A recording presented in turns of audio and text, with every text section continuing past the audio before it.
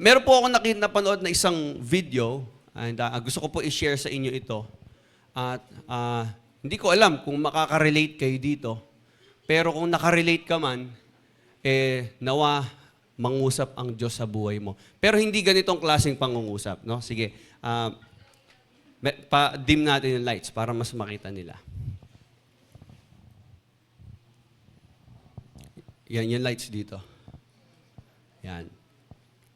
Anointed preacher po yan. May audio ba tayo? May audio ba yan? Okay.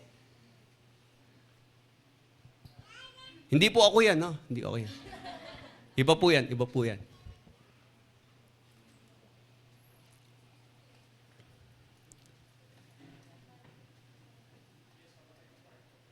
Okay, so ito ay isang preacher, I think from Africa yata ito.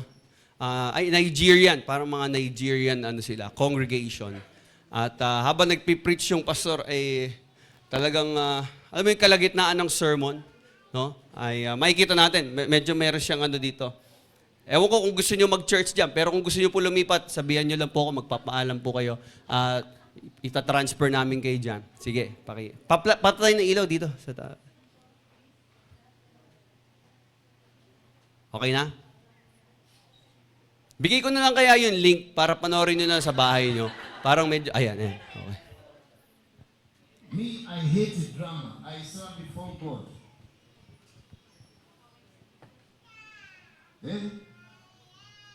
Medyo delay lang. Unaona sasa. Kenya iko mambo mengi sana. Kenya iko mambo mengi sana. Amka. Oh, Amka ana kopi hapa. ewan ko kung anak niya yan Kwenda nyuma. Kwenda huko stupid. Yeah, umiilag no. Nanamuona. Ayan. Okay na. Okay, so ita-translate ko lang. Sabi niya po, sleep well. Tapos sinampal niyang gano'n. Okay. Ewan ko grabe yung pastor, no? Pero hindi naman natin gagawin dito yan. Actually, dito po sa Jomsi Church, kapag may nakikita tayo natutulog, binibigyan po natin ng unan, tsaka kumot, at pinapahiga natin, at gusto natin relax dito. No? Pero, grabe, no? Ewan ko kung marami sa atin pinaglalabanan din yung antok, no? Na-experience na po ba yan? Natulog kayo sa preaching ko? Wala na. Okay. Ewan ko, pero medyo, parang alam mo yon, nilalabanan mo naman. Sunday yan, at talaga pinipilit mong magising. Hindi ko alam ano ginawa mo kahapon. Baka umattend ka ng birthday or something, may overnight kayo. Pero ang bigat ng bigat ng mata mo, talagang pabagsak na. And maya-maya, talagang nakatulog ka na. At ramdam mo na, alam mo na sa sarili mo, nakatulog ka na. At pinapag-pray mo na lang, sana walang makapansin. Di ba? Man. Bigla nagigising-gising ka. So alam mo, ang katotohanan po ay marami po sa atin po pwedeng, ito ang reality ng kanilang Sunday. Okay? Many of us may be physically present, pero yung ating mind, yung ating isipan ay nasa ibang mga bagay. Pwede po yan. Sometimes, kahit po ang mind mo ay nakafocus, ang problema, hindi naman yung mind, hindi yung physical, kundi yung heart ay wala naman po sa tamang lugar. Sarado po ang puso, unresponsive, at talagang tumigas na po ang puso sa salita ng Diyos. Kaya po ngayong umaga, gusto ko pong pag-isipan natin ang tungkol po sa pagkakaroon ng matigas na puso. Dahil yan mismo ang binibigyan din po ng Hebrews chapter 3. At ang sabi doon ng author, today, if you hear His voice, do not harden your hearts. Huwag daw magmatigas kapag narinig mo na ang tinig ng Panginoon. So simple lang yung pinaka-idea nung hardening. Pag sinabi natin hardening, tumitigas. Paano tumitigas ang puso, Pastor? Kung nag-aral kayo mag-gitara, pag sa unang hawak niyo ng gitara, sino po yung nag-practice mag-gitara? O yung mga gitarista dito? Taas kamay yung mga gitarista. Taas kamay. Yan, sige, meron ba? Asa yung mga gitarista natin? Sige, huwag kayong mahiya. Ayan, taas kamay. Yun, sila Kuya Rudolph. Yan. Sino pa yung mga nagigitara dito? Yan. Okay. So kung nagpa-practice kayo mag-gitara, di ba yung unang tipa nyo, medyo masakit kasi matalas yung yung string. No? So medyo, ang mangyayari, mahapdi siya, tapos sasakit yon para medyo masusugat yung kamay nyo. Pero pag paulit-ulit mo nang ginagawa mo na, nag-practice ka ng gitara, ano nangyayari? Nagkakakalyo na yung mga daliri mo dito. Kaya sa akin may kalyo dito, matigas. Kahit sa pagda-drums, ganoon din, mapapaltos yung balat mo. Sa una, parang nababalatan siya. Mahapdi yun. Pero habang tumatagal po, okay, napapalitan ito ng matigas na balat, tumitigas yung balat. Okay? At hindi mo na nararamdaman yung sakit. Kumbaga, manhid ka na. Sabi mo sa katabi mo, manhid ka ba? Yan. Yan.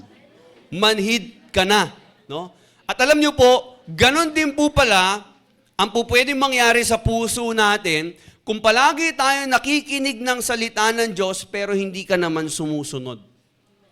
So, ang nangyayari, nakikinig ka na nakikinig pero hindi mo sinusunod, ang nangyayari, nagkakaroon tayo ng spiritual na kalyo o spiritual callousness. Yung puso mo, nagkakakalyo na siya. At darating ang panahon, unti-unti, magiging manhid ang puso natin, hindi ka na tinatamaan, hindi ka na tinatabla ng Word of God, hindi ka na nako-convict, at hindi na tayo nagre-respond. Kaya po, ang sabi ng author ng Hebrews, do not harden your hearts. So as we continue sa ating pong pag-aaral, sa pagpapatuloy po natin sa Book of Hebrews, nandito pa rin po tayo sa ating series, at ang title po na series natin ay Anchored in Christ. Sabi nga po natin, Anchored in Christ. Okay, so itong Anchored in Christ, ito po yung title ng pag-aaral natin sa buong Hebrews. So, siguro matatapos natin ang Hebrews by 2026. No, medyo matagal-tagal, no? Ewan ko kung matapos natin, no? Pero pag-pray natin. Pero last week po ay napag-aralan natin ang patungkol po sa legalism. At I hope na unawaan po natin na ang ating pong kaligtasan at ang pag-ibig ng Diyos ay hindi po nakadepende sa ating performance. Ito po ay nakadepende sa ating pong pagtitiwala kay Kristo. Yun nga lang, kung pag-uusapan po natin ng pananampalataya kay Kristo, napakahalaga na may consider natin, mapag-isipan natin mabuti yung kalagayan ng ating puso. Okay? So sa pagpapatuloy po natin, we will be continuing to verse 7 until verse 19. So let's go to Hebrews chapter 3, verse 7 to 19. Basahin natin yung verses 7 to 8. Yan. So lahat na may Bible, say amen. Yan. Okay, so turn your Bibles with me. Hebrews chapter 3, verse 7. Basahin natin yan hanggang verse 8. Pero tatalakayin natin hanggang verse 19. Tatapusin natin ang chapter 3 ngayon. Okay? So, meron ba tayo sa screen? Okay, wala. Okay lang. So, sabi po dito, verse 7, so as the Holy Spirit says, today, if you hear His voice, everybody say voice. Sa pamalakas, sabi mo voice. If you hear His voice, do not harden your hearts, as you did in the rebellion during the time of testing in the wilderness. So ito po ay quotation ng author, okay, from the Old Testament, at ipinapaliwanag niya dito, no, yung katigasan ng puso. At meron siyang ginamit dito na halimbawa, meron siyang ginamit na example. So, yung text natin ngayon, kumbaga sa simula pa lang, yung panimula pa lang niya ay isa ng warning. Sabi nga po natin, warning. Isang babala, no? At ang sabi nito, ang babala, ngayon, kung kapag naririnig nyo na ang tinig ng Diyos, huwag kayong magmatigas. Huwag tigasan ng puso. So ito po ay hindi lang po panawagan ng author sa mga tao sa Old Testament o sa mga tao sa Bible, ito rin po ay panawagan ng Diyos, ng salita ng Diyos sa lahat po ng mga mananampalataya. Now, gusto ko pong maging attentive tayo ngayon dahil alam niyo naman kapag may warning, 'di ba? Dapat pinapakinggan mo 'yan kasi kapag di mo pinakinggan yung warning, ano mangyayari sa iyo? Pwede kang mapahamak. Ang mga taong hindi nakikinig sa warning ay napapahamak. Okay? Hindi sila nakinig sa babala. No? So, ito po ay babala, ito po ay warning at wake-up call. Patungkol po sa tinatawag nating spiritual complacency. Yung pagiging kampante natin masyado sa ating spiritual life. Pwede, niisip natin, okay lang ako kasi nakakapag-church naman ako eh. Physically, nasa church naman ako. Hindi naman ako ma-absent. Nag-church nga ako last week eh, and then ngayong week, tuloy-tuloy nga ako eh. Yun nga lang, ang nangyayari, bagamat physically, nandito tayo sa church, ang nangyayari po, we remain unresponsive. Pag sinabi po nating unresponsive, hindi ka tumutugon. Kumbaga parang nandito ka lang, pero hindi mo naman talaga naintindihan at hindi mo nasunod yung sinasabi ng salita ng Diyos. Mentally, emotionally. So ito po ay reflection na agad ng isang puso na matigas. So meron pong warning ang Panginoon. And I've entitled our message this morning, Wilderness Warning. Okay? Everybody say, Wilderness Warning. Sa pamalakas, sabi mo, Wilderness Warning. Yan. So, what is God's warning about hardening our hearts? Ano ba ang babala ng Diyos sa isang pusong nagmamatigas? Yan. May paalala si Lord. Okay? Para sa mga pusong nagmamatigas. Pastor, paano ko malalaman kung nagmamatigas ang puso ko? Paano ko po malalaman kung yung puso ko, yan yung sinasabi sa text? O pwedeng sabihin ng iba tao dito, ay, hindi para sa akin yan. Uy, yung mga ganong klaseng attitude na, ay, hindi para sa akin yan. Ay, hindi ako yan. Pwedeng it's a sign that your heart is hardened. Because tandaan po natin, sa tuwing tayo po aaten ng church, every time na makikinig po tayo ng salita ng Diyos, lagi po natin ilagay sa isip natin, may mensahe ang Diyos para sa akin. Amen? Huwag natin isipin na, hindi para sa akin yan, para kay ganito yan, para kay brother yan. Ay, sayang, di siya naka-attend. Dapat nandito siya para tinamaan siya. Diba? Parang minsan, ganun ang natin. Ang problema, after mo mag-church, after mo makinig ng Word of God, ang iniisip mo yung kapatid mo, dapat nakinig siya. Pero ikaw, wala ka na natutunan. Wala na rin na bago sa atin. So every time we listen to God's Word, remind yourself, kakausapin ako ng Diyos ngayon. Pwede mo ba sabihin sa katabi mo, kakausapin ka ni Lord? Okay, makinig ka. Makinig ka. Okay? So ano ba ang warning? So tingnan natin yung text natin. At ano ba sinasabi dito? Ano ba pinakamensahe ng text natin? Let's look at our text in verse 7 to 11. Okay, so that's number 1. Look at the warning. Look at the warning. Okay? Yun po yung unang kailangan na gawin ng isang tao, okay, upang maiwasan niya itong ganitong klaseng kalagayan ng puso. Look at the warning. Ano ba ang warning? Okay, basahin natin ulit. Sabi, today if you hear His voice, do not harden your hearts as you did in the rebellion during the time of testing in the wilderness, where your ancestors tested and tried me. Though for 40 years they saw what I did. That is why I was angry with that generation. I said, their hearts are always going astray, and they have not known my ways. So I declared on oath, in my anger, they shall never enter my rest. Ito po yung panahon kung saan, according sa biblical history, pinapakita yung example. Sino ba ang perfect example ng pagmamatigas? Sino po ang pinaka-unresponsive na mga tao sa Bible noon? Actually, wala pong iba kundi ang mga Israelites. Ang mga Israelita. Kung sino pa yung dapat na mas nagre-respond. Kasi po sila yung piniling bayan eh. Sila yung piniling bayan ng Panginoon. Piniling bayan ni Yahweh. No? They are the chosen generation. Kung sino pa yung dapat responsive sa salita ng Diyos, sino pa yung nagmatigas. Kaya yung example na binigay dito ni author ng Hebrews ay yung panahon ni Moses at ng mga Israelites. Okay? So dinala sila ng Diyos palabas ng Egypt, papunta ng Promised Land. Ang dami po nila nakitang himala. Sobrang makapangyarihan po ang Diyos. Sa Egypt pa lang, pinakitaan na sila ng Diyos ng himala. Nakita nila ang 10 plagues.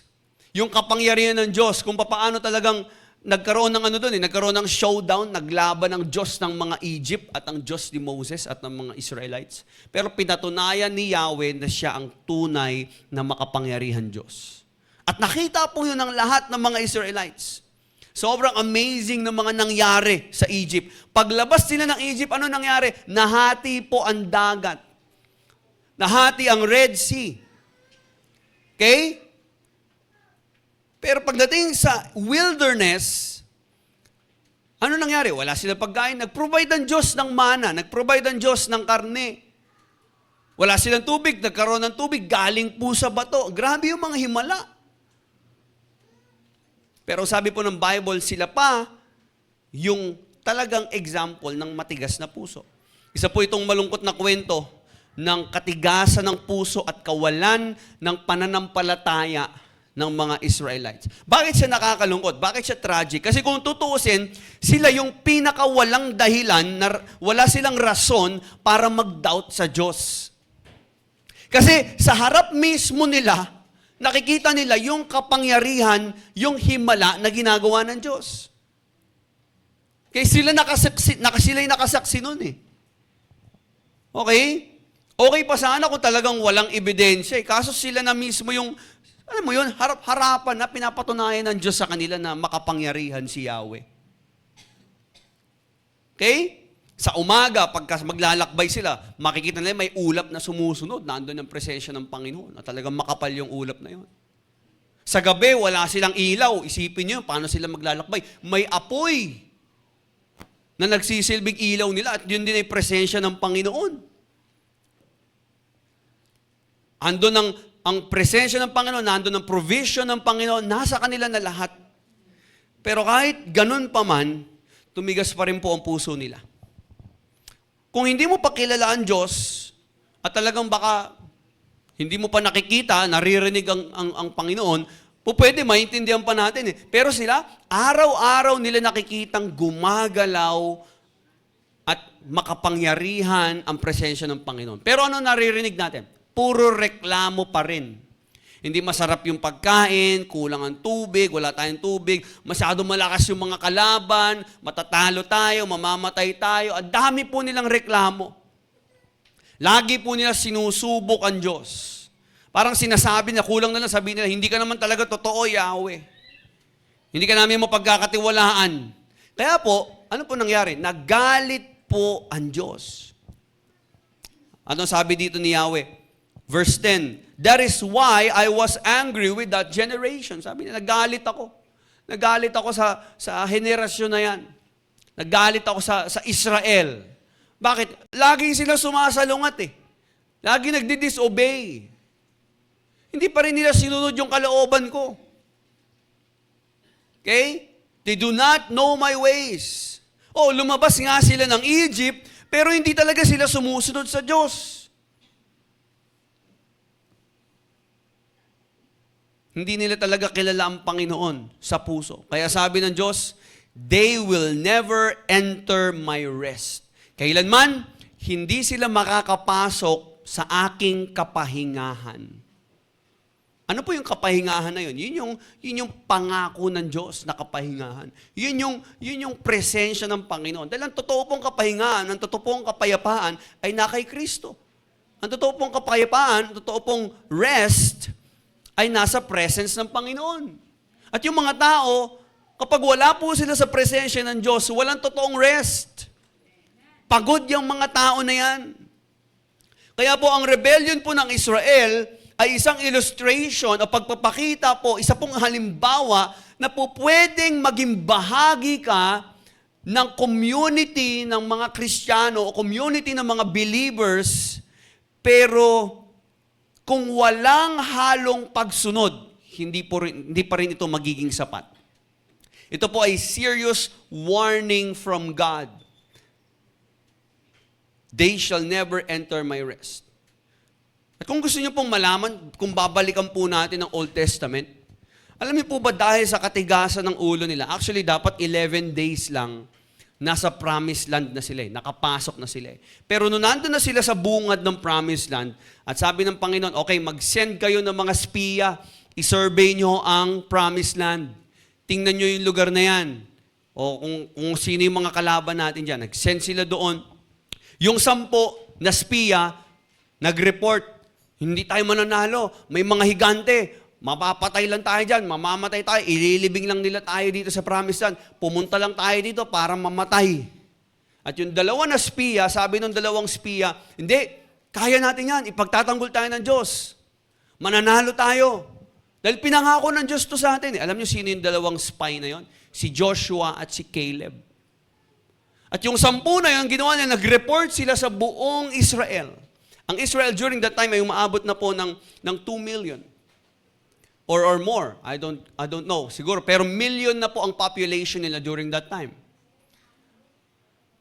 Ngayon, nung nireport ng 10 spiya kung ano yung nangyari at ano yung nakita nila doon sa promised land, natakot po at nagkagulo ang Israel at naggalit sila kay Moses. Sabi na kay Moses, Moses, dinala mo kami dito para ilibing. Buti pa sa Egypt, okay pa kami doon eh. Kahit alipin kami, pero buhay kami. Pero dito, dinala mo kami dito para mamatay. Mas gugustuhin pa namin na ilibing dito sa disyerto kaysa pumasok sa lupang pangako na yan. Dito na kami mamamatay, Moses. Hindi kami papasok dyan. Ganong katigas yung puso ng mga tao na yun. Alam niyo po, ang nangyari? Narinig po ng Diyos yun. Sabi ng Diyos sa Numbers, basahin nyo na lang, no? Assignment nyo na yan. Kinukwento ko na lang. Sabi ng Diyos, dahil yan yung sinabi nyo, yan ang gagawin ko. Alam nyo po, nangyari po yan. Pinarusahan sila ng Diyos. Sabi nyo, sige, balik na kayo. Huwag na kayo pumasok. Dahil dyan, 40 years kayong magpapaikot-ikot dito sa wilderness. At lahat ng mga hindi naniwala sa akin, lahat ng mga hindi sumunod, dito na ililibing, kagaya ng sinabi ninyo. At alam niyo po, nangyari po yun. 40 years po sila nagpaikot-ikot, nag-wander sila sa wilderness. Okay? Ang bansang Israel ay 40 years nag-wander sa disyerto, rather. At alam niyo po ba, more than 600,000 na lalaki, 20 years old and above, ang namatay sa disyerto bago sila nakapasok ng promised land. Kaya po, araw-araw po, meron pong average of 40 to 50 na tao ang namamatay araw-araw. Sa duration ng 40 years na yon, na pagpapaikot-ikot nila sa wilderness, 40 to 50 na tao ang namamatay sa kanila. So, imbis na talaga ito ay maging journey at ma-enjoy nila ito, naging funeral procession. Naging prosesyon ng mga namamatay. Araw-araw, ngayon may mamamatay, bukas may mamamatay ulit, kinabukasan may mamamatay ulit, hanggang sa lahat ng mga taong hindi sumunod kay Yahweh, dun talaga namatay sa disyerto. At ang nakapasok na lang po ng promised land ay yung kanilang mga anak. Pero yung mga tao na talagang galing ng Egypt, mula Egypt, ang nakapasok na lang po ng promised land halos si Joshua at si Caleb at yung next generation. Pero yung mga Israelites from Egypt, hindi na sila umabot. Kahit si Moses, natanaw na lang niya dahil kinuha na siya ng Panginoon. So hindi ito simpleng kwento lang. Ito po ay isang example para sa ating lahat. Hindi ito tungkol sa mga taga-Israel lang. Tayo rin, pwede tayong maging katulad nila. Ang isang hardened heart ay hindi lang po yung mga taong nasa labas ng church. Yun nga nakakatakot eh. Kasi may mga tao na nasa loob ng church thinking, ay secured kami, sure kami, nag-church ako, nagmi-ministry pa nga ako eh. Pero matigas ang puso. Pwedeng andito ka sa church every Sunday, you're listening to the Word of God, nakikita mo maraming tao ang nababago, maraming mga answered prayers, maraming mga miracles, maraming mga healing and deliverance, pero sarado pa rin ang puso mo sa Diyos. Yun po ang example ng hardened heart. Nakita mo na't lahat, hindi ka pa rin nagtitiwala sa Diyos. Pati mo pa rin isurrender ang buhay mo sa Panginoon. Nakita mo na lahat na himala ng Diyos eh. No? So ano ba talaga ang hardened heart? Ano ang signs nito? So hindi lang po dapat tayo tumingin sa warning. Number 2, we must learn from their failure. Sino yung warning? Yung Israel. Yun ang naging warning para sa atin ngayon. At yun din ang ginagamit ng author ng Hebrews na warning para sa mga Hudyo. Na sabi niya, yung mga ninuno nyo, nagmatigas. Ngayon, tatalikod kayo sa pananampalataya. Sabi niya sa mga Hudyo na mga Kristiyano nung panahon niya. Nung nagsulat ng Hebrews. Yung mga ninuno nyo nga noon. Nung panahon ni Moses, nagmatigas. Ano nangyari sa kanila? Pinarusahan sila ng Panginoon. Kayo, tatalikod pa kayo kay Kristo? Nandito na kayo ngayon? Tako, mag-ingat kayo.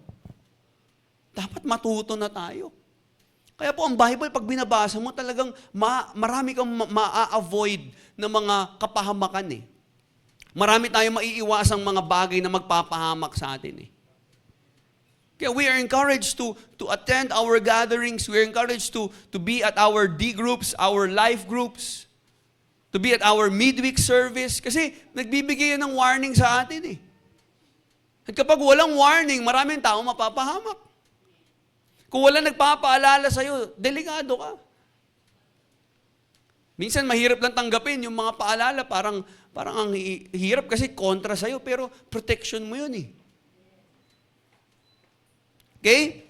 So, we must learn from their failures. Tingnan natin ang sinabi ng author dito. Verse 16. Punta tayo ng verse 16 muna. Who were they who heard and rebelled? Sabi, sino ba yung mga yon? Were they not all those Moses led out of Egypt? Sabi, di ba? Hindi naman, yun naman din yung mga taong galing ng Egypt, mga Israelites. And with whom was he angry for 40 years? Kanino nagalit ang Diyos? Hindi pa sa mga nagkasala? Hindi ba dun sa mga namatay sa disyerto? Verse 18, and to whom did God swear that they would never enter His rest? If not to those who disobeyed. Sabi niya, hindi ba yung mga sumuway? Di ba yun naman ang pinarusahan ng Diyos? Yung mga tumalikod sa Kanya, yung mga, sabi dito, yung mga tao na nagkasala sa Kanya, mga tao na nakita na ang lahat, pero hindi pa rin naniwala sa Diyos, hindi pa rin nagsuko ng buhay sa Diyos, nagmatigas pa rin, nagmalaki pa rin, hindi talaga nag-commit sa Panginoon. Sabi ng verse 19, so we see that they were not able to enter because of their unbelief. Everybody say, unbelief. Okay? So, in-explain dito ng author, bakit mamatigas ang puso ng mga to? So, sinabi ng author dito, kung ano talaga ang hardened heart. Ano ba ang ibig sabihin ng matigas na puso? Simple lang, nabasa na natin actually. Ang hardened heart ay isang evil and unbelieving heart. Tingnan natin ang verse 12. Basahin natin ang verse 12. See to it, brothers, that none of you has a sinful, unbelieving heart that turns away from the living God. Okay? Everybody say, sinful. Sa pamalakas, sabi natin, sinful, unbelieving heart.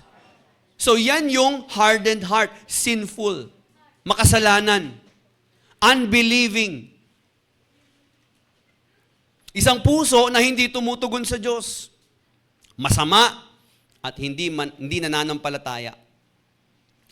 So sasabihin mo sa akin, Pastor, paano naging ganon? Gusto ko naman maniwala kay Jesus. Alam ko, gusto ko maniwala na namatay siya para iligtas ako sa kasalanan. Gusto ko naman maniwala na talagang siya yung tagapagligtas ko. Kaso kulang pa ako sa information. Gusto ko pa mas lumalim. Kapatid, kung ganyan ang sitwasyon mo, ganyan ang iniisip mo, ganyan ang mindset mo, okay lang. Naintindihan natin yun. Gusto ka namin tulungan. Kaya nga meron tayong mga D-groups. May discipleship tayo. May mga training tayo. May mga classes tayo. May mga pastor, may mga leaders tayo na pwedeng gumabay sa'yo. Okay? Gusto ka namin tulungan maintindihan ang katotohanan. Gusto natin masagot ang lahat ng mga tanong tungkol sa Bible, tungkol sa faith. At sana dumating ang time talagang tuluyan na isurrender mo na ang buhay mo kay Christ. Pero baka marami rin sa atin dito, alam na natin ang katotohanan, alam nyo na si Jesus ay anak ng Diyos at siya'y namatay para sa kasalanan natin, para tayo mailapit sa Panginoon. Siya'y namuhay, siya ay tumupad ng mga bagay na hindi natin kayang tuparin. Alam mo na lahat yan pero hanggang ngayon hindi ka pa rin naniniwala. Yan ang hardened heart. Nakita mo na lahat, may ebidensya ka na lahat, may information ka na lahat, may napakinggan ka ng preaching, meron ng signs, wonders, and miracles sa harapan mo, ayaw mo pa rin maniwala. Yan ang hardened heart. Isang pusong masama at hindi nananampalataya. Merong unbelief. Ano ang unbelief? Sabi nga po natin, unbelief. Ang unbelief ay hindi kulang sa pag-intindi. Hindi yun ang issue. Hindi ko kasi maintindihan eh. Hindi yun eh. Ang unbelief ay talagang yung tao ayaw talaga niyang magtiwala. Malaki yung pagkakaiba noon na hindi ko pa masyadong maintindihan eh. Yung isa naman, naintindihan niya na pero ayaw niya pa rin magtiwala sa Panginoon. Pwede pa maayos yun. Yung medyo kulang ka lang sa kaalaman. Pwede pa maayos yun, i-disciple lang yun.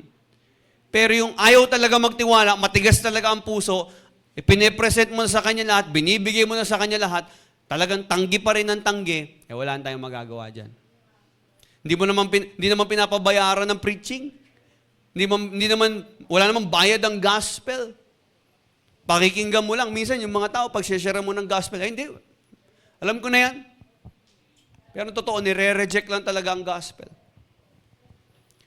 Nung nakaraan po, kami po ay pumunta sa may Aurora. Kasama ko po yung mga kagrupo ko po sa club namin, sa Moto Club. At may siniran po kaming doon,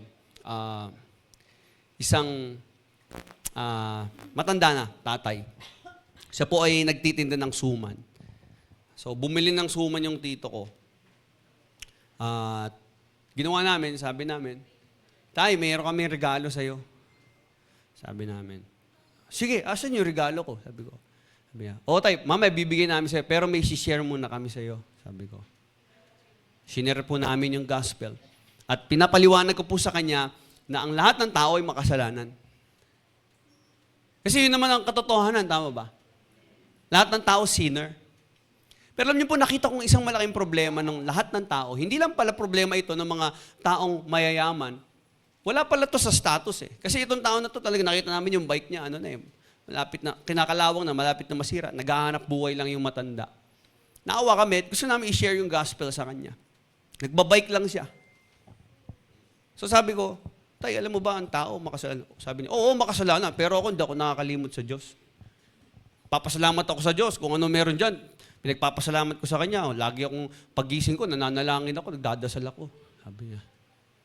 Doon pa lang naramdaman ko na yung tinatawag na self-righteousness. So, dumating sa time na sabi ko, alam niyo, Tay, kasi kailangan tanggapin mo si Jesus. Kailangan panampalatayanan mo yung ginawa niya para sa'yo. Sabi niya sa akin. Kasi nanonood lang niya sila Alvin, sila Joseph. Ako yung nakikipag-usap. Sabi namin, Tay, pag di mo tinanggap si Jesus. Hindi. Sabi ko, Tay, hindi, kailangan mo tanggapin si Jesus eh. Kasi kailangan natin ng kaligtasan. Biglang sabi niya, ako, iho, sabi niya, ako, ang hanap ko, hanap buhay. Sabi niya, hanap buhay lang sa akin, ha? Kasi ako, magbebenta pa ako eh. Aalis pa ako doon, marami pa akong gagawin eh. Sige tayo, sabi ko. Ito po, may kami. Nag-ambag-ambag kami ng mga kasama ko. Binigyan namin siya ng konting tulong. Umalis na po siya. Sabi ko, Tay, sige, bago ako umalis, pagpipray ka na lang namin. Pinag-pray namin. Doon ko na-realize, sabi ko, isang pinakamalaking problema talaga ng tao ay yung self-righteousness.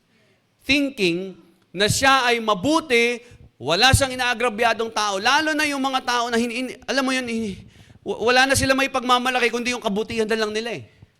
Total, hindi naman sila pinayaman talaga ng Panginoon, wala sila masyadong pera. So, sa kanila, ang kanilang kayamanan, ang pwede nilang maipagmayabang o ipagmalaki, ay yung kanilang pagiging mabuting tao. So, ang pride ay hindi lang problema ng mga taong nasa itaas, kahit mga taong nasa baba. Kapag wala talaga si Jesus, at hindi nila tatanggapin na sila yung makasalanan, walang totoong humility. Ang totoong pagpapakumbaba po ay yung pag-amin ng tao na kailangan niya si Jesus. At hindi tatanggapin ng tao ang Panginoong Hesus kung hindi niya nakikita ang kanyang karumihan. Kaya nga inaawit natin kanina, di ba? Niyakap mo ako sa aking karumihan. Pinapaalala ng mga awitin natin tuwing nagpupuri tayo dito. Pinapaalala sa atin ng mga kanta natin na marumi tayo pero niyakap tayo ng Diyos. At doon tayo mas lalo tayong umiibig, nagmamahal sa Panginoon. Nakakalungkot lang, nakita ko talaga ang pride. Ito ang pinakamalaking problema at pinakamalaking hindrance para makapasok at ma-penetrate ng gospel ang buhay ng isang tao. Isang hardened heart. Na kahit nandyan na ang truth sa harap niya, ayaw niya pa ring tanggapin. So we must learn from the failures of Israel. Okay? Yan ang hardened heart. At ang unbelief ay hindi kakulangan ng pagkaintindi. Hindi kakulangan ng knowledge. Actually, ang knowledge ay accessible na sa lahat. Sobra-sobra na nga sa information ng tao. Pero minsan ang tao, kahit sobrang impormasyon, sobrang daming ebidensya ang ipakita mo, kapag talagang matigas ang puso, hindi niya tatanggapin ang katotohanan. Na pwede tayo magpanggap sa harap ng tao, pwede ka magpanggap dito sa church, pero nakikita ng Diyos ang puso natin. Tulad ng Israel, nandun na si Moses, ang dami ng miracles, pero tumanggi pa rin silang maniwala sa salita ng Diyos. So it's not actually a lack of opportunity, it's lack of willingness. At tandaan po natin, minsan tinatanong natin, Lord, maghimala ka, pagalingin mo si ganyan para maniwala siya sa'yo. Tandaan po natin, kahit po may himala, kung himala lang ang pagbabasiya mo at sa himala ka lang dedepende, it still cannot produce faith. Hindi kaya mag-produce ng himala, kahit mag-magic pa yung tao, kahit magkaroon pa ng isang matinding experience yung tao. Minsan sinasabi natin, di ba, kailangan lang niya ng sign, kailangan niya ng miracle para maniwala siya. Sasabihin ng mga tao, o kung talagang buhay ang Diyos, sige nga, paulanin niya nga ngayon. Gusto niyang gumawa ng mga spectacular, ng mga talagang matitinding mga pagkilos ng Diyos. Kagaya nung nasa parable, yung rich man at si Lazarus. Di ba nung namatay yung rich man, sabi nung rich man, pabalikin mo, sabi Abraham, sabi nung rich man, pabalikin mo si Lazarus, sabi mo, warningan yung mga kapatid ko. Kasi baka mapunta rin sila dito eh. Dito sa paghihirap ko, ayoko mapunta sila dito, pabalikin mo kasi pag nakakita sila ng isang patay, tapos muling nabuhay, at yun ang makikipag-usap sa kanila, maniniwala yun. Sabi ni Abraham, kung di sila makikinig kay Moses at sa mga propeta, meaning yung salita ng Diyos, yung kautusan ni Moses at yung mga propeta, meaning may mga nangangaral na doon. Kung yun palang hindi na sila makikinig sa salita ng Diyos, kahit may bumangon pa mula sa kamatayan, hindi pa rin sila maniniwala. Dahil ang greatest revelation, listen carefully, the greatest revelation of God is the Word, and Jesus Christ is the Word. So kung i-re-reject ng tao si Jesus at i-re-reject ng tao ang Word, kahit pag gumawa ang Diyos sa napakaraming himala, kapag salita na ng Diyos at si Kristo ang nire-reject nila, wala na silang pag-asa. Kasi ito na yun eh. Ito na yung greatest revelation ng Diyos. I am the way, the truth, and the life. No one comes to the Father except through me. So wala na makakaparoon sa makundi ka dadaan kay Jesus. At kung i-reject ng tao si Jesus, kahit paulit-ulit pa ito'y prinit sa kanya, at patuloy din niya nire-reject ito, patuloy din natitigas ang kanyang puso. So hindi signs ang kulang.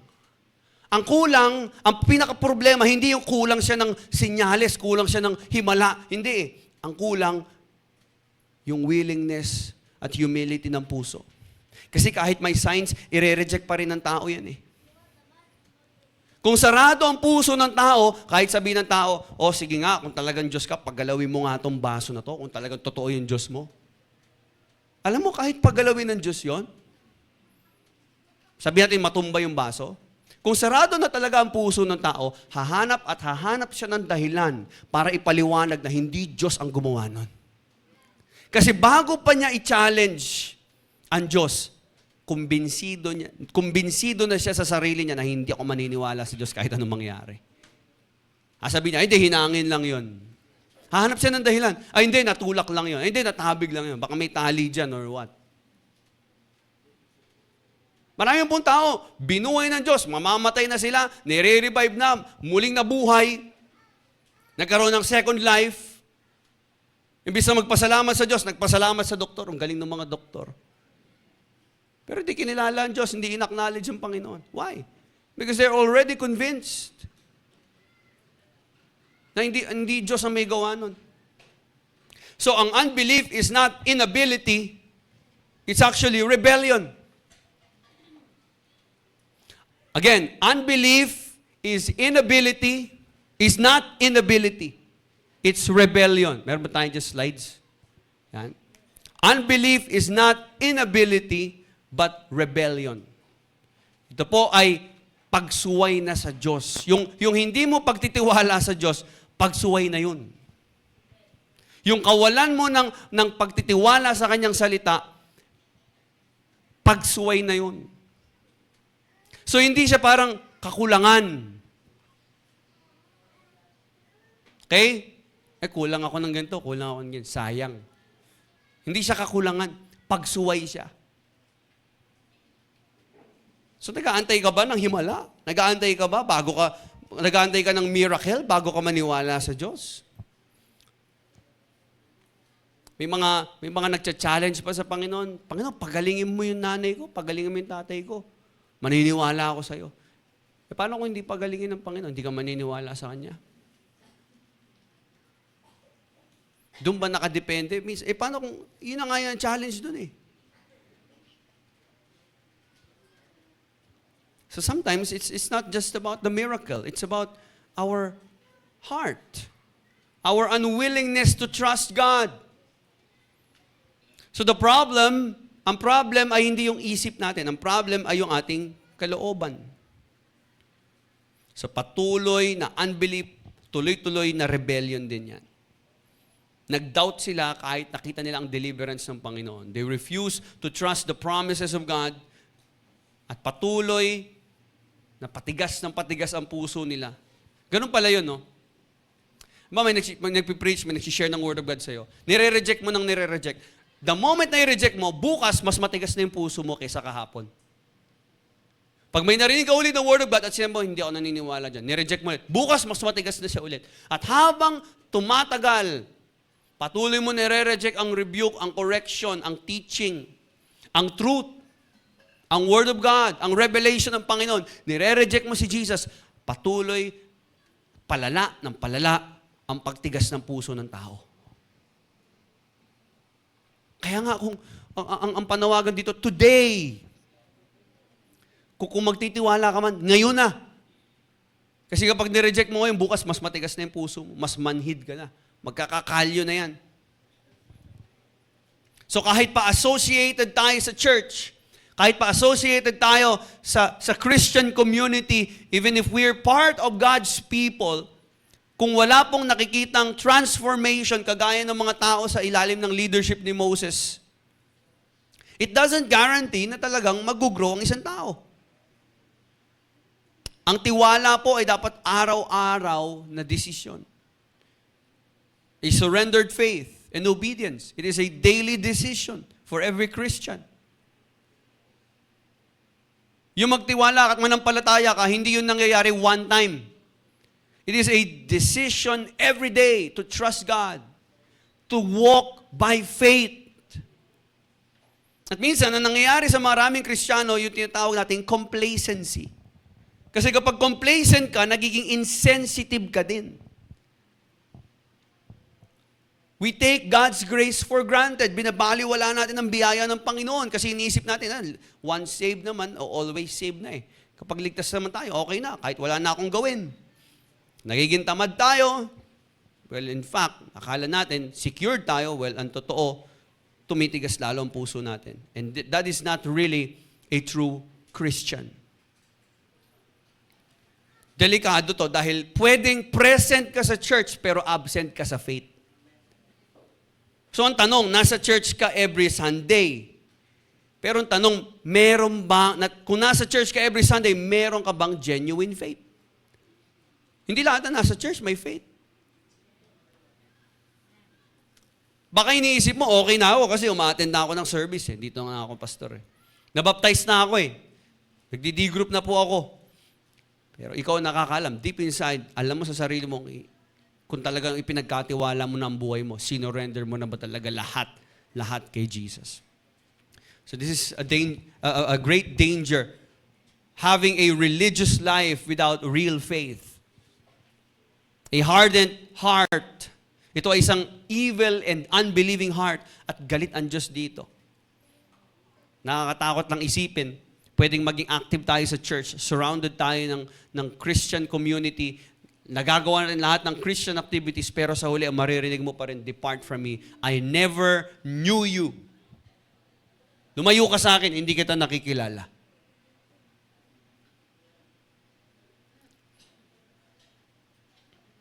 Bakit? Pastor, bakit sasabihin ba ni Lord yun? Yes. Sabi ng Bible, hindi lahat ng tumatawag sa akin ng Panginoon, Panginoon ay makakapasok sa kaharian ng aking Ama. Hindi yung mga nagsasabi na Christian sila. Sino daw? Yung mga sumusunod sa kalooban ng Diyos. So ang tunay na pananampalataya, hindi po basta sinabi mo na naniniwala ako sa Diyos. Ang tunay na pananampalataya ay yung sumusunod sa Diyos. Hindi mo lang sinabing, nag-church ako, sumusunod ako sa Diyos. Nakikita talaga. At ang Diyos nakikita yon. Okay? So bantayan ang pagmamatigas ng ating mga puso dahil sobrang delikado ang ganitong puso. Kaya po ang author ng Hebrews, meron siyang exhortation, meron siyang encouragement. Paano natin maiiwasan ang hardened heart? Ano ang dapat gawin para mapanatiling malambot ang puso natin sa Diyos? So that's number 3. Live in obedience. Okay? Ang babala at paalala para sa atin. So may babala, pero may paalala din. Live in obedience. So ano ang obedience? Ano ang dapat na gawin natin? Sabi dito, tingnan natin exhortation. Let's read verse 12 again. See to it, brothers and sisters, that none of you has a sinful, unbelieving heart that turns away from the living God. But, everybody say, but wait. Sabi ng verse 13, encourage one another daily. Kung pwede lang, magpalakasan kayo araw-araw. I-encourage mo yung kapatid mo, yung kapwa mo Kristiyano, araw-araw.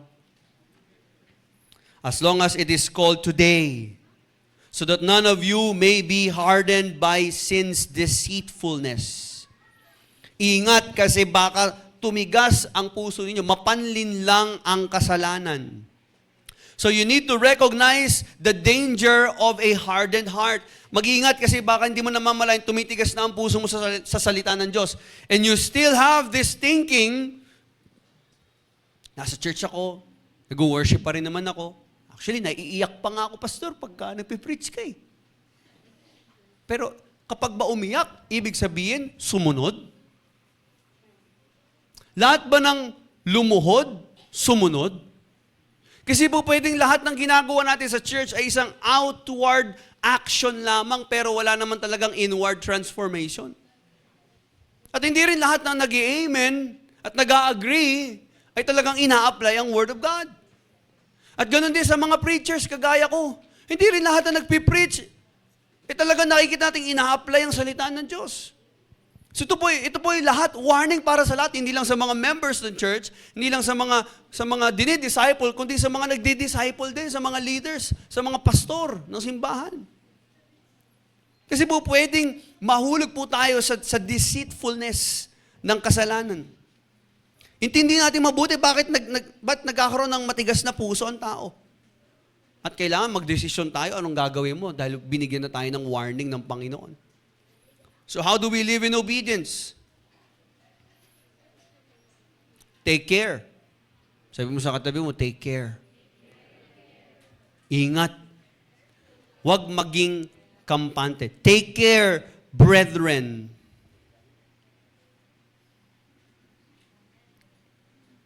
Mag-ingat.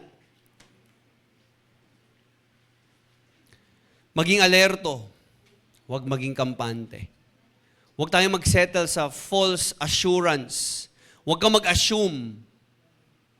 Dahil nakakapag-church ka na, pagdating ng araw at humarap ka sa Diyos, ay makakapasok ka sa langit. Huwag kang mag-assume dahil perfect mo ang attendance mo sa church. O Christian ang family mo. O may kaibigan kang Christian, o anak ka ng pastor, o pamangkin, o kaibigan, or whatever, anuman association mo sa Christian community, already you're assuming that you have this assurance. Kapatid, just because you're surrounded by Christian atmosphere, it doesn't mean na okay na.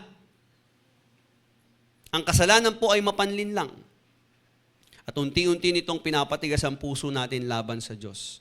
Huwag mo isipin na, hindi ko na kailangan mag-effort.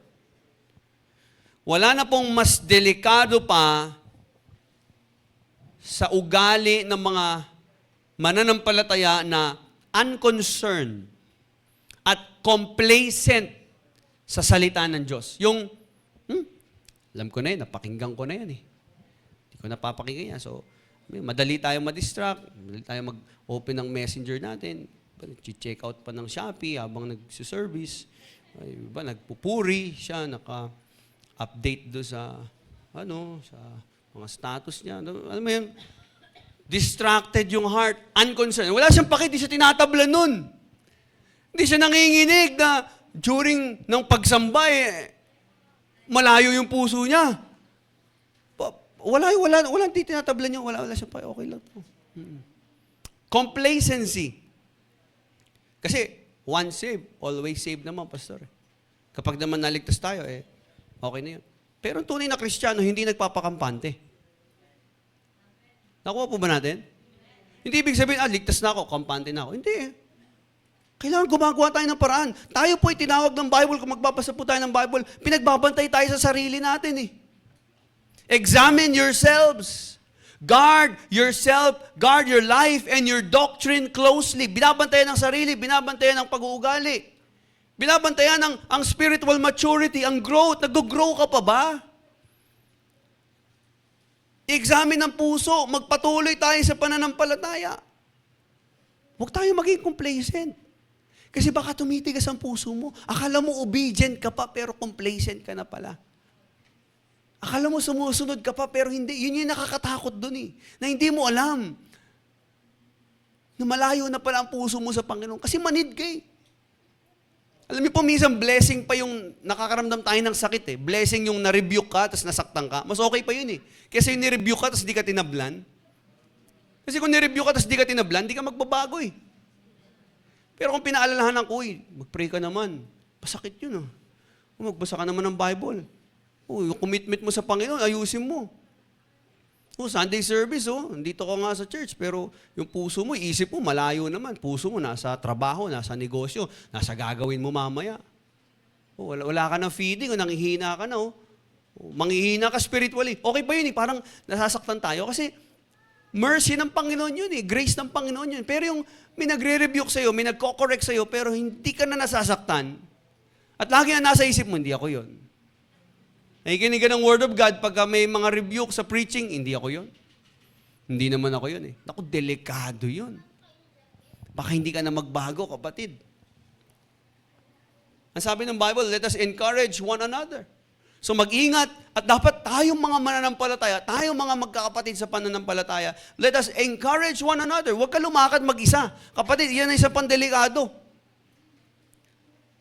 Kapag mag-isa ka, at hindi ka connected sa church, hindi ka connected sa life group, hindi ka committed sa simbahan, hindi mo i-connect ang buhay mo sa simbahan, sa ibang mga Kristiyano. Kailangan may katuwang tayo, may kasama tayo. Nakapwa natin Kristiyano na mag-encourage sa atin, magsusupport sa atin. Tulad ng marathon. Mahirap, nakakapagod yun. Minsan gusto na sumuko ng mga runner. Pero kapag may mga kasabay sila na tumatakbo, Na-encourage sila ulit. Diba? Naalala ko yung mga ibang mga leaders, mga workers natin dito. Meron silang tinatawag na running era. Lagi sila nasa UP. Oh, grabe, nandun lahat sa UP. Andiyan na si Regine, punta lahat doon. Andiyan na si Allen, andiyan si Pastor, no? Punta sila doon lahat. Running era sila, nagbili yan ng mga sapatos, may mga ano pa dito, gadget pa kompleto, talaga running era. Diba? Nakaka-encourage eh.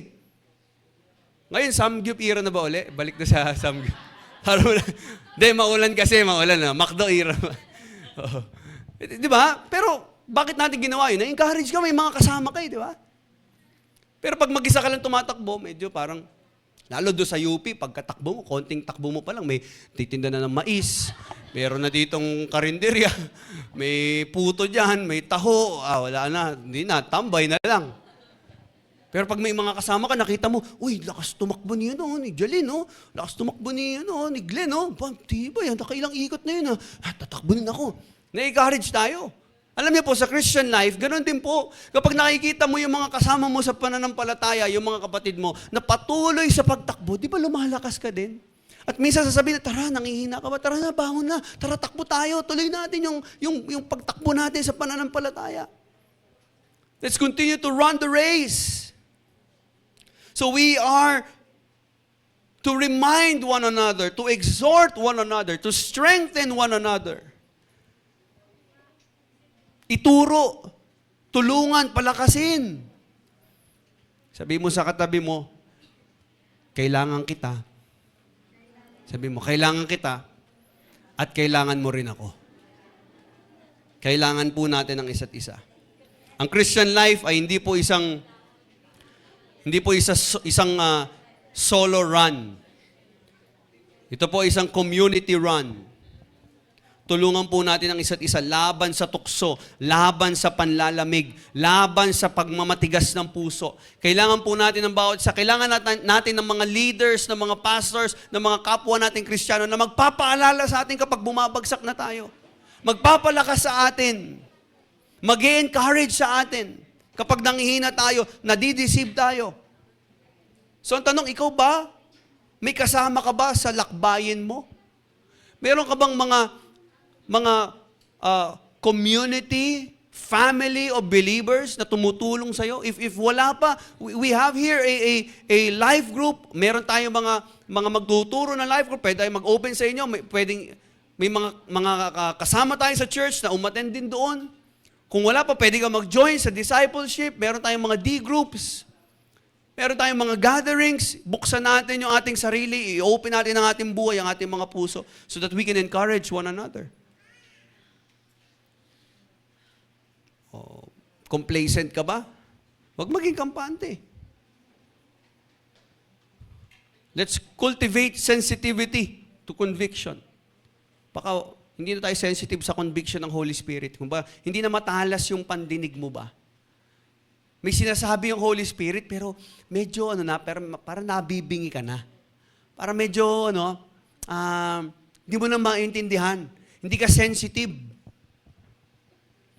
Paano tayo magiging sensitive sa conviction? Pagbabasa ng Bible.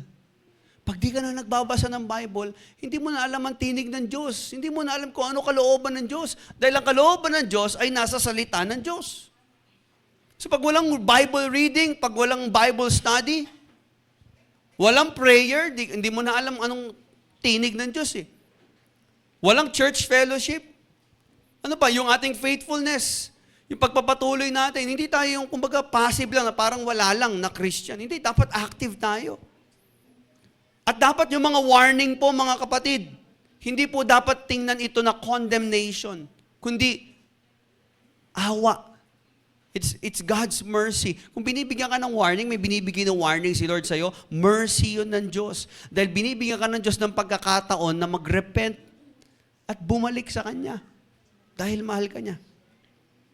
So to sum up today's message, what is God's warning against hardening our hearts? Ano ba pinaka-warning ng Panginoon? So ito po yung paalala ni Lord. Okay? Basahin natin. If you ignore His word day after day, soon conviction will fade away. Ayan, sa Tagalog, basahin natin. 1, 2, 3, go. Ang pusong patuloy sa pagsuway sa Diyos, unti-unting nabibingi sa katotohanan.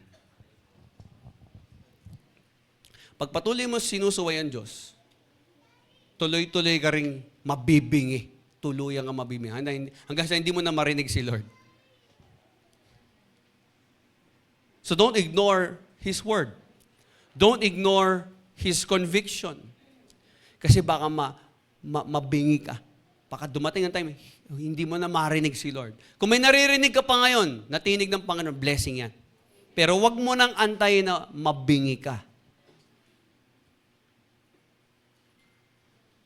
Let us be sensitive to the Word of God.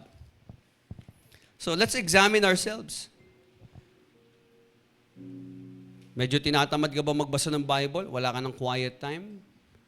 Kamusta po ang ating prayer life?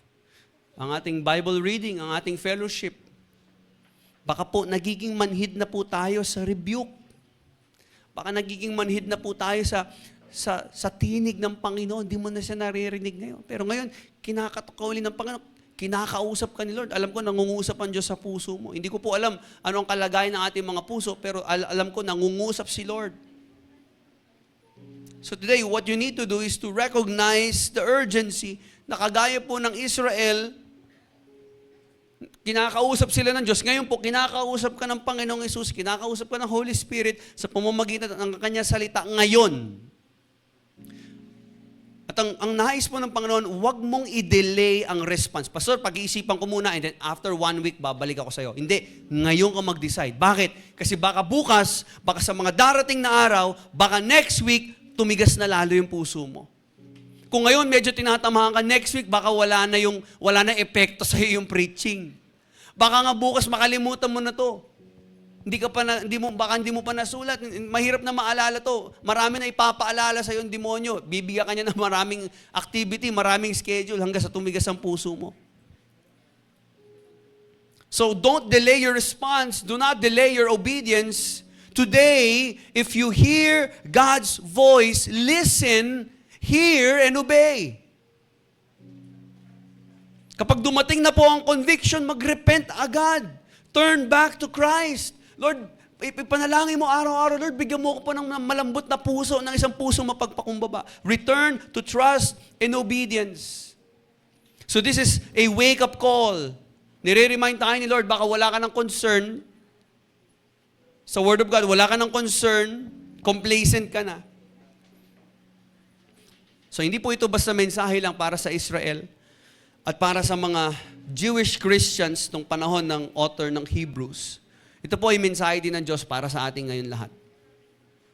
Ito po ay babala sa lahat ng mga nasa church, nakikinig sa Word of God, sa preaching, pero hindi talaga nagtitiwala sa Panginoon ng buong puso.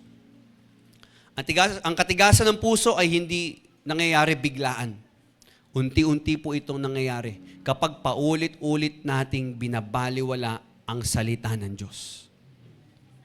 Tuloy-tuloy kang mabibingi. Naririnig mo salita, pero hindi ka tumutugon. Hindi ka sumusunod. Lumalalim lalo ang unbelief mo at lalong tumitigas ang puso. So today, if you hear His voice, do not harden your hearts. Hindi sapat na nandito ka every Sunday. Examine your heart. Hindi dahil nasa church ka, ligtas ka. We need to know our true condition. Take care every day. Bantayan mo ang puso mo, huwag kang maging kampante. Magpalakasan tayo sa pananampalataya. So again, ulitin ko po, kung naririnig mo ang tinig ng Diyos ngayon, tumugon ka. Huwag mo na hintayin ang bukas. Dahil baka bukas, tumigas na ang puso mo. Today is the day to soften your hearts and listen to God. Today is the day to believe, to trust, and to respond in obedience. Mari po ba tayong manalangin? I want to ask everyone to please bow your heads. At kung alam mo sa sarili mo, nagmatigas ka, matigas ang puso mo ngayon, I want you to ask God for forgiveness. I want you to examine your heart. Tingin mo sa Panginoon, Lord, bigyan niyo po ako ng isang malambot na puso. Isang puso na willing sumunod.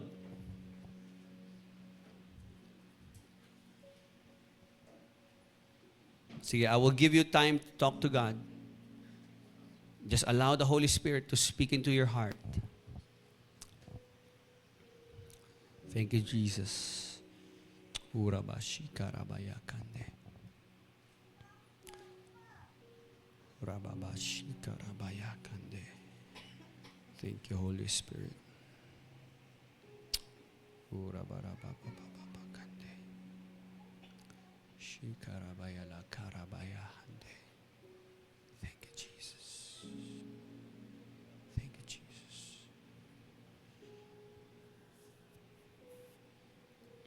Heavenly Father, we thank you sa warning. Salamat, Panginoon, sa babala at paalala mo that you've reminded us about the danger of a hardened heart. Pinaalala mo, Panginoon, na kailangan mag-ingat kami sa puso na nagmamatigas. Sa puso, Panginoon, na binabaliwala at hindi sineseryoso ang iyong salita. Dalangin namin, Panginoon, patuloy mong basagin namin puso. Patuloy mo kami, Panginoon, i-correct, i-rebuke. Patuloy mo kami baguhin, Panginoon. Continue to mold us and shape us. And make us, Lord God, into the image of Jesus. Ang desire namin, Panginoon, is to grow in the likeness of our Lord and Savior, Jesus Christ. Paguhin niyo po kami, Lord. Huwag niyo po hayaan, Panginoon, na kami po ay naririto lang sa simbahan. Kami po ay nakikita. Marami lang kaming ginagawa, Panginoon, pero wala totoong pagbabago na nangyayari. Lord, baguhin niyo ang puso namin. Lord, we want to grow and mature, Lord God, in our relationship with you. Nais namin, Panginoon, ang lumalim. And let your Holy Spirit speak to us each and every day of our life. Salamat, Panginoon, sa paalala mo sa iyong salita. Pagpalain niyo po ang bawat isa as we move to the next day, sa mga next weeks, next months, Panginoon, ng buhay namin. Mabuhay kami sa pagsunod. Hindi maging matigas ang aming puso. Pagkos ito po ay maging puso na kagaya ni David. A heart that is contrite heart. A heart that is willing to repent. A heart that is after your heart. A heart that desires to obey you.